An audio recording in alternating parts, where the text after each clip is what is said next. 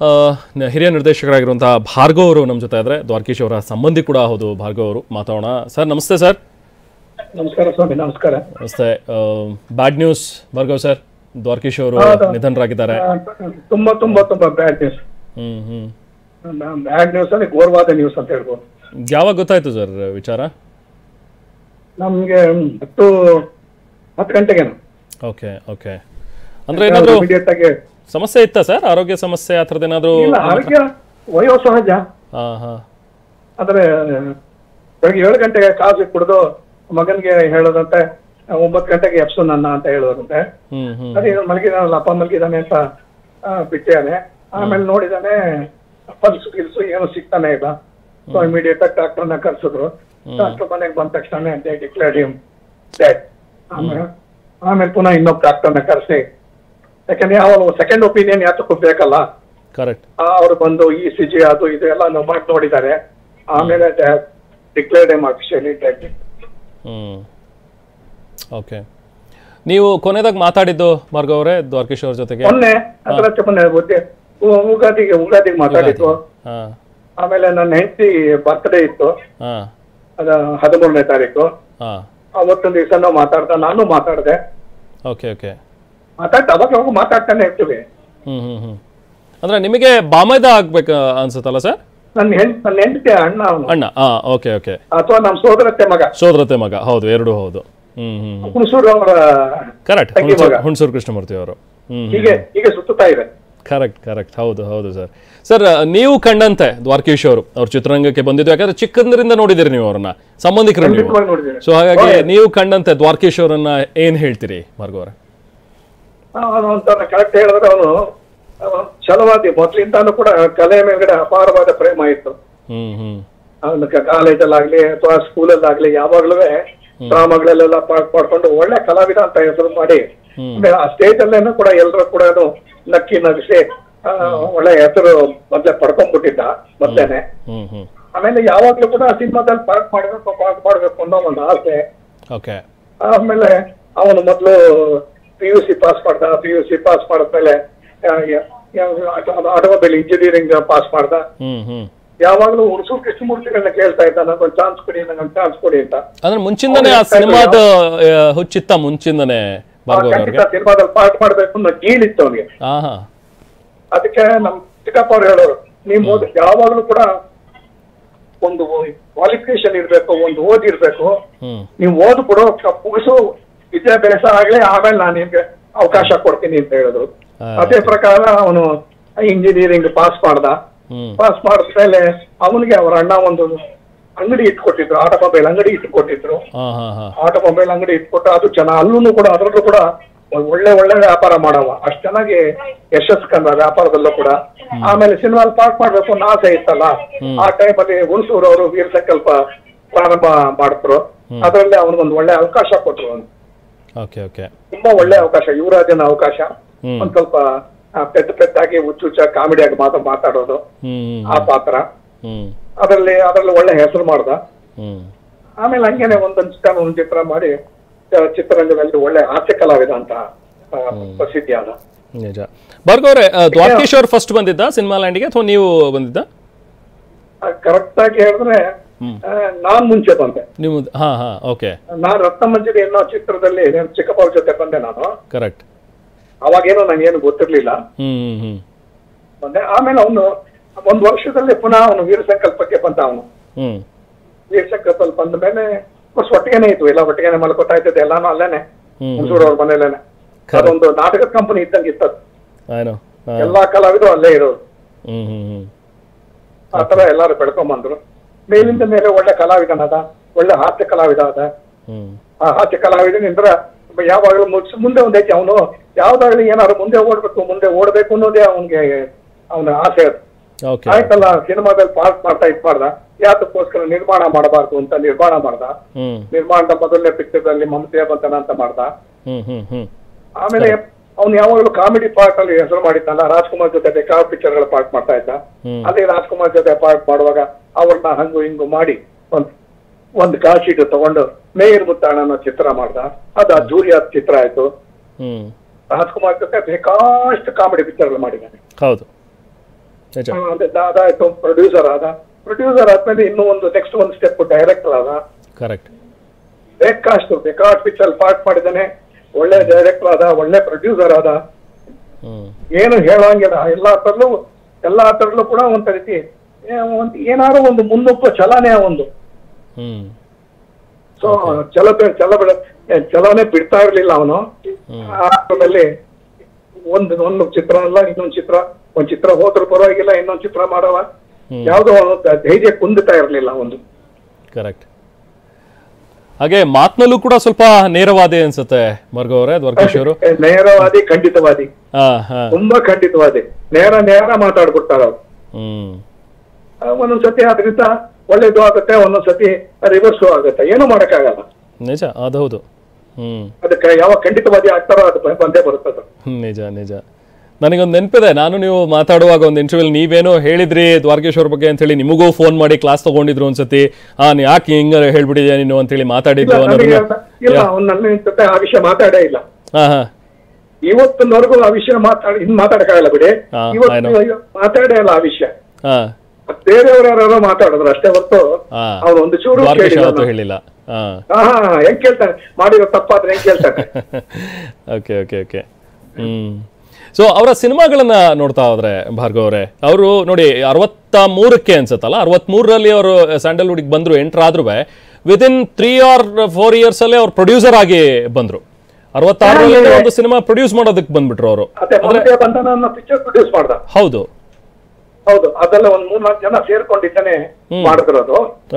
ಅದು ಪರವಾಗಿಲ್ಲ, ತುಂಬಾ ಗೆದ್ದು ಅಂತ ಹೇಳಾಗಿಲ್ಲ, ಅಥವಾ ಕುಂತು ಅಂತಾನು ಹೇಳಾಗಿಲ್ಲ, ಜೀವನ ಪ್ರಾರಂಭ ಮಾಡ್ಕೊಡ್ತು ಅಂತ ಹೇಳ್ಬೋದು. ಯಾಕಂದ್ರೆ ಅದ್ರ ಹೆಸರೇ ಚೆನ್ನಾಗಿದೆ, ಮಮತೆಯ ಬಂಧನ ಅಂತ. ಸೊ ಮಮತೆಯ ಬಂಧನ ಅವನಿಗೆ ಅದು ಕೂಡ್ಕೊಂಡು ಬಂತು, ಅಲ್ಲಿಂದ ಮೇಲಿನ ಮೇಲೆ ಒಳ್ಳೆ ಪಾಠಗಳು ಮಾಡ್ತಾ ಇದ್ದೆ ಅಂತ ಆ ಹೆಸರು ಅವನಿಗೆ ಇನ್ನು ಮೇಲ್ಮೇಲೆ ಹೋಗಕ್ಕೆ ಅನುಕೂಲ ಮಾಡ್ಕೊಡ್ತು. ಇದು ಮೇಯರ್ ಮುತ್ತಣ್ಣ ಮಾತಾಡೋ ಹಾಗಿಲ್ಲ, ಎರಡು ವಿಷಯ ಚೆನ್ನಾಗಿತ್ತು. ಹೌದು. ಸೊ ಅದಾದ ನಂತರನೂ back to back Kulla agent 00 ಆಗಿರ್ಲಿ, ಭಾಗ್ಯವಂತರು ಅನ್ನೋ ಸಿನಿಮಾ ಆಗಿರ್ಲಿ, ಸಿಂಗಾಪುರದಲ್ಲಿ Rajakulla, back to back super hit ಸಿನಿಮಾಗಳನ್ನು ಕೊಡ್ತಾ ಬಂದ್ರು. ಹೌದು ಹೌದು, ಬ್ಯಾಕ್ ಟು ಬ್ಯಾಕ್ ಕೊಟ್ಟಿಯಾನೆ. ಏನು ಹೇಳಕ್ಕಲ್ಲ, ಬ್ಯಾಕ್ ಟು ಬ್ಯಾಕ್ ಕೊಡ್ತಿರುವಾಗ ಬ್ಯಾಕ್ ಟು ಬ್ಯಾಕ್ ಇದು ರಿವರ್ಸು ಆಗ್ತಾ ಬರುತ್ತೆ. ಕರೆಕ್ಟ್. ಅದನ್ನ ಅವ್ನು ಯೋಚನೆ ಮಾಡ್ಲಿಲ್ಲ, ಆದ್ರೂ ಕೂಡ ಏನೋ ಮಾಡವ, ಹೆಂಗೋ ದುಡ್ಡು ಹೊಣಸುವ, ದುಡ್ಡು ಬರೋದು ಮಾಡ್ಕೊಂಡು ಒಳ್ಳೆ ಕಲಾವಿದನಾಗಿತ್ತಲ್ಲ, ಅದು ಹೆಂಗೋ ಅವ್ನಿಗೆ ನಡೀತಾ ಇತ್ತು, ನಡ್ಕೊಂಡು ಹೋಗ್ತಾಯಿತ್ತು. ಅಂಡ್ ಒಳ್ಳೊಳ್ಳೆ ಪಿಕ್ಚರ್ಗಳು ಕೂಡ ಮಾಡ್ದ. ಕೊನೆಗೆ ವಿಷ್ಣುವರ್ಧನ್ ಜೊತೆ ಒಂದು ಅತ್ಯುತ್ತಮವಾದ ಚಿತ್ರ ಕೊಟ್ಟ, ಅದು ಎಕ್ಸ್ಟ್ರಾರ್ಡಿನರಿ ಫಿಲಮ್ ಅದು. ಈಗ ನೆನ್ಸ್ಕೊಬೇಕು. ಹೌದು ಭಾರ್ಗವ್ ಅವರೇ, ನನಗೊಂದು ನೆನಪಾಗೋದು, ಅವರು ಪ್ರೊಡ್ಯೂಸರ್ ಆಗಿ ನೀವು ನಿರ್ದೇಶಕರಾಗಿದ್ದು ಅಂತ ಹೇಳಿದ್ರೆ ಭಾಗ್ಯವಂತರು ಸಿನಿಮಾ ಅಲ್ವಾ? ಸೊ ಅದರ ಒಂದಷ್ಟು ನೆನಪುಗಳನ್ನ ಹಂಚ್ಕೋಬಹುದು. ಆಸ್ ಎ ಪ್ರೊಡ್ಯೂಸರ್ ನೀವು ಅವರನ್ನ ನೋಡಿದ್ರಿ, ಅವಾಗ ಒಬ್ಬ ಡೈರೆಕ್ಟರ್ ಆಗಿದ್ರಿ ನೀವು. ಈ ಅಷ್ಟರವರೆಗೂ ನೀವು ಬರೀ ಸಂಬಂಧಿಕರ ತರ ನೋಡ್ತಾ ಇದ್ರಿ, ಚಿಕ್ಕಂದ್ರಿಂದ ಗೊತ್ತಿರೋರು, ಪರಿಚಯದವರು. ಬಟ್ ಒಬ್ಬ ನಿರ್ದೇಶಕ, ಒಬ್ಬ ಪ್ರೊಡ್ಯೂಸರ್ ಆಗಿ ನೋಡಿದಾಗ ಹೆಚ್ಚಿಗೆ ಸಂಬಂಧಿಕ ಅನ್ನಕ್ಕಿಂತ ಹೆಚ್ಚಾಗಿ ನಾನು ಒಬ್ಬ ಸಹ ನಿರ್ದೇಶಕನಾಗಿದ್ದೆ. Correct correct. ಸಹ ನಿರ್ದೇಶಕನಾಗಿ ನಾನು ಹಲವು ಯಶಸ್ವಿ ಸಹ ನಿರ್ದೇಶನ ಚಿತ್ರಗಳ ಕೆಲಸ ಮಾಡಿದ್ದೀನಿ ನಾನು.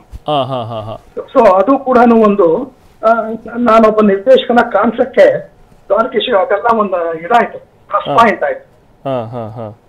ಆಮೇಲೆ ಎಲ್ಲಿ ಕೆಲಸ ಮಾಡಿದವ್ರು ಎಲ್ಲರೂ ಕೂಡ ಇವನು ಒಳ್ಳೆ ಕೆಲಸ ಮಾಡ್ತಾನೆ, ಚೆನ್ನಾಗ್ ಮಾಡ್ತಾನೆ ಅಂತ ಆಯ್ತು. ಆಮೇಲೆ ರಾಜ್ಕುಮಾರ್ ಚಿತ್ರಗಳಲ್ಲಿ ಬಹಳ ಒಳ್ಳೊಳ್ಳೆ ಚಿತ್ರಗಳ ಕೂಡ ಮಾಡಿದ್ದೇನೆ ನಾನು. ತುಂಬಾ ಒಳ್ಳೊಳ್ಳೆ ಚಿತ್ರ, ಒಂದು ಕೃಷ್ಣಮೂರ್ತಿಗಳು ಮಾಡಿರೋದಾಗ್ಲಿ, ಚಿತ್ರೀಯ ನಿರ್ದೇಶನ ಮಾಡಿರೋದಾಗ್ಲಿ, ಆ ಎಲ್ಲಾ ಚಿತ್ರಗಳಂತೂ ಕೂಡ ನಾನೇ ಸಹ ನಿರ್ದೇಶಕ. ಅದರಿಂದ ಅವ್ರನ್ನ ನಾನು ಬಹಳ ಹತ್ತಿರದಲ್ಲಿ ನೋಡಿದ್ದೆ, ಅಣ್ಣ ಅವ್ರನ್ನ. ಸೊ ಅದು ತಾನೇ ದ್ವಾರಕೀಶ್ ಅವ್ರಿಗೆ ಅವರು ಮಾತಾಡಿರ್ತಾರೆ. ಸೊ ಈ ತರ ಪುನಃ ದ್ವಾರಕೀಶ್ ಅವ್ರು ಬಹಳ ದಿವಸದ ಮೇಲ್ಗಡೆ ಮೇಯರ್ ಮುತ್ತಂತ ಪುನಃ ರಾಜ್ಕುಮಾರ್ ಜೊತೆ ಒಂದ್ ಕಾಶಿಟ್ ಪುನಃ ಹೆಂಗ್ ಇಟ್ಟಿಸ್ಕೊಂಡ್ರು ಅಂತ ಹೇಳ್ಬೋದು. ಪುನಃ ಮಾಡಿದ್ರು, ಅದರಲ್ಲಿ ಭಾಗ್ಯವಂತರು ಮಾಡ್ತೀವಿ ಅಂತ ಅಂದ್ರು. ಸೊ ಅದರಲ್ಲಿ ನಿರ್ದೇಶನಕ್ಕೆ ನನ್ನೇ ಇಟ್ಕೊಳಕ್ಕೆ ದ್ವಾರಕೀಶ್ ಇಷ್ಟಪಟ್ರು, ಅಣ್ಣ ಅವ್ರು ಇಷ್ಟಪಟ್ರು. ಸೊ ಮೊದಲನೇ ಚಿತ್ರ ನನಗೆ ಅದು ಸಿಕ್ತು.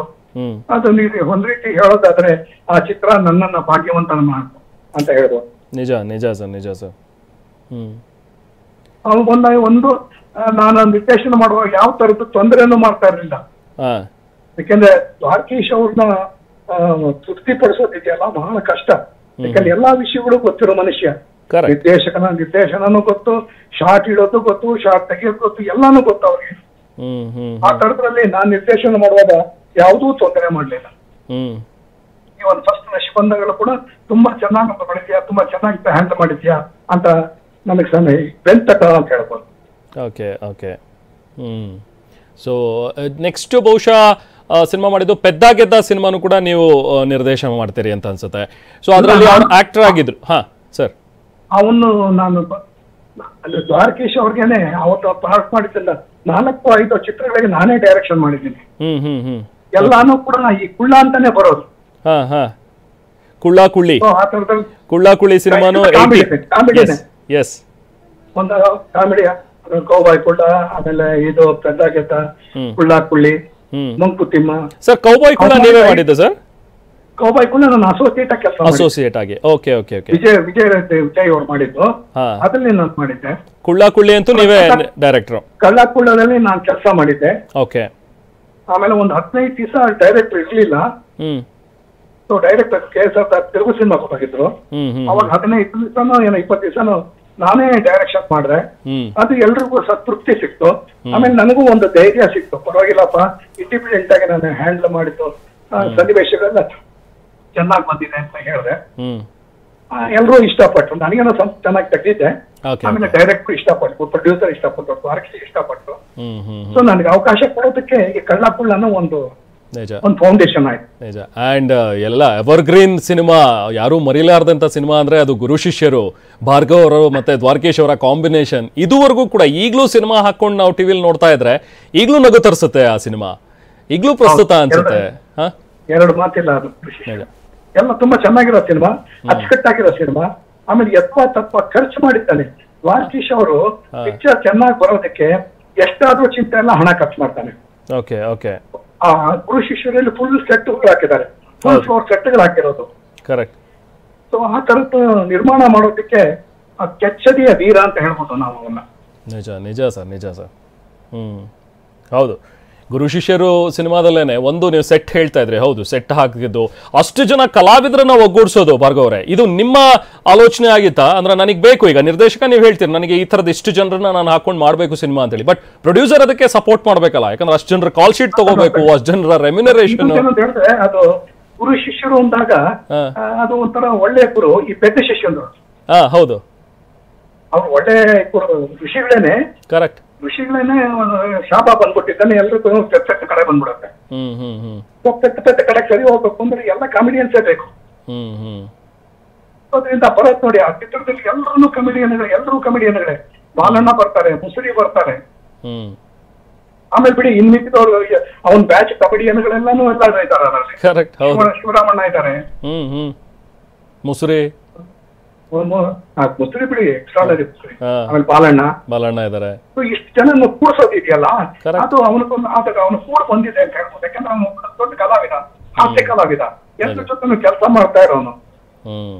ಆಮೇಲೆ ಒಂದು ನಾವು ಪ್ರೋಗ್ರಾಮ್ ಹಾಕ್ಕೊಟ್ರೆ ಆ ಪ್ರೋಗ್ರಾಮ್ ನ ನಡ್ಸ್ಕೊಡವ ಅವನು. ಓಕೆ. ಆ ತರದ್ದು ಪ್ರೋಗ್ರಾಮ್ ಹಾಕೋದಿದೆಯಲ್ಲ ಅದೇ ಕಷ್ಟ. ನಿಜ ನಿಜ. ಟೈಮ್ ಟೇಬಲ್, ಹೌದು ಹೌದು, ಟೈಮ್ ಟೇಬಲ್ ತಂದ್ರೆ ನಾನು ಸ್ವಲ್ಪ ಬಹಳ ಕರೆಕ್ಟ್ ಆಗಿ, ನಾನು ಯಾವಾಗಲೂ ಅಷ್ಟೇ ಅಸೋಸಿಯೇಟ್ ಡೈರೆಕ್ಟರ್ ಆಗಿದ್ದಾಗ ನಮ್ ಟೈಮ್ ಟೇಬಲ್ ಯಾವಾಗಲೂ ಚೆನ್ನಾಗಿರೋದು. ಸೊ ಡೈರೆಕ್ಟರ್ ಆದ್ಮೇಲೆ ಅದೇ ಕಂಟಿನ್ಯೂ ಆಯ್ತು. ಕರೆಕ್ಟ್. ಇಷ್ಟೇ ಸ್ವಲ್ಪ ನಿಜ. ಯಾವತ್ತೂ ಕೂಡ ಸಿನಿಮಾ ನಿರ್ಮಾಣದಲ್ಲಿ ಖರ್ಚು ವೆಚ್ಚದ ಬಗ್ಗೆ ಹಿಂದೇಟ್ ಹಾಕ್ದವ್ರಲ್ಲ ಅನ್ಸುತ್ತೆ ದ್ವಾರಕೀಶ್ ಅವರು. ನೀವು ಹೇಳ್ದಂಗೆ ಗುರು ಶಿಷ್ಯರು ಅಲ್ವಾ, ನಾನೇನೇ ದುಡ್ದಿದ್ರು ಸಿನಿಮಾ ರಂಗದಿಂದ ದುಡ್ದಿದ್ದೀನಿ, ಮತ್ತೆ ಸಿನಿಮಾಗೆ ನಾನು ಹಾಕ್ತೀನಿ ಅನ್ನುವಂತ ಒಂದು ಆಲೋಚನೆ. ಎರಡು ಮಾತಿಲ್ಲ, ಅವನೇನು ಮನೆಯಿಂದ ಏನು ತಂದು ಹಾಕಿಲ್ಲ. ಕರೆಕ್ಟ್. ಏನು ಹಾಕವ ತೆಗಿಯವ, ಒಂದ್ಸತಿ ಬಾವಿಲಿ ಬಿದ್ದೋಗಿರೋದು, ಪುನಃ ಕೊಡ ಬಿಟ್ಬಿಟ್ಟು ತಗೊಳವ. ಕರೆಕ್ಟ್ ಕರೆಕ್ಟ್ ಕರೆಕ್ಟ್ ಭಾರ್ಗವ್ ಅವರೇ. ಹಾಗೆ ಅವರ ಸ್ನೇಹ ಕೂಡ, ಅಂದ್ರೆ ಅವ್ರು ನಿಭಾಯಿಸ್ತಾ ಇದ್ದಂಥ ಸ್ನೇಹ ಕೂಡ ಅಷ್ಟೇ ಚೆನ್ನಾಗಿ ನಿಭಾಯಿಸೋರು. ಇಲ್ಲ ನನಗೆ ಇಷ್ಟ ಇಲ್ಲ ಅವ್ರ ಜೊತೆ ಮುನಿಸು ಅಂತ ಹೇಳಿದ್ರೆ ದೂರ ಮಾಡ್ಬಿಡೋರು, ಬಟ್ ತುಂಬಾ ದಿನ ಇಟ್ಕೊಳ್ತಿರ್ಲಿಲ್ಲ, ಮತ್ತೆ ಸ್ನೇಹ ಮಾಡೋರು. ಸೊ ಈ ತರದ ಗುಣ ಕೂಡ ದ್ವಾರಕೀಶ್ ಅವರಲ್ಲಿ ಇದ್ದದ್ದನ್ನ ನೋಡಿರ್ತೀವಿ. ಅಲ್ಲಿ ಯಾವಾಗ ಒಂದು ದುರ್ಗ ಸ್ವಭಾವ ಇರುತ್ತೆ ನೋಡಿ, ಆ ಸ್ವಭಾವ ಒಂದೊಂದ್ಸತಿ ಒಬ್ಬರನ್ನ ಹತ್ರ ತಂದಿರುತ್ತೆ, ಆಮೇಲೆ ಒಬ್ಬೊಬ್ಬರನ್ನ ದೂರನೂ ತಂದಿರುತ್ತೆ. ಆ ದೂರನು ಬಹಳ ದಿವಸ ಹೋಗ್ತಾ ಇರ್ಲಿಲ್ಲ, ಪುನಃ ಹತ್ತಿರಕ್ಕೆ ಆಗೋದು. ಅದು ಅವನ ಜಾಯಮಾನದಲ್ಲಿ ಬಹಳ ನಡೆದಿದೆ, ಅದ್ರಲ್ಲಿ ಯಶಸ್ಸು ಕಂಡಿದ್ದಾನೆ. ನಿಜ. ಎಸ್ ಭಾರ್ಗವ್ ಅವರೇ. ಯಾ, ಥ್ಯಾಂಕ್ ಯು ಭಾರ್ಗವ್ ಅವರೇ, ನಮ್ಮ ಜೊತೆಗೆ ಮಾತನಾಡಿದ್ರಿ. ಇದು ಭಾರ್ಗವ್ ಅವರ ಮಾತುಗಳು.